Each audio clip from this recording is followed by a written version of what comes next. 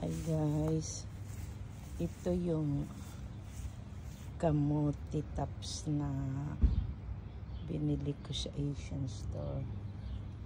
Tapos linulog ko lang dyan. Ayan, ang dami na. Makaka-harvest na uli ako. Ito yung isa. Mas green yung isa.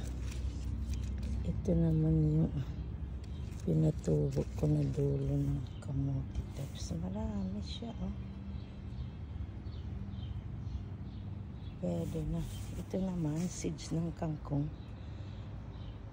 Pinatubo ko din sa sa pot. Ayan. Pwede nang lutuin yan. Mag-isa ako ng salmon. Ilagay ko yan.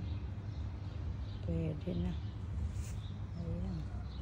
Kahit talaga may paraan ka kung gusto mong magtanim. No excuses. Basta gusto mong kumain ng gulay,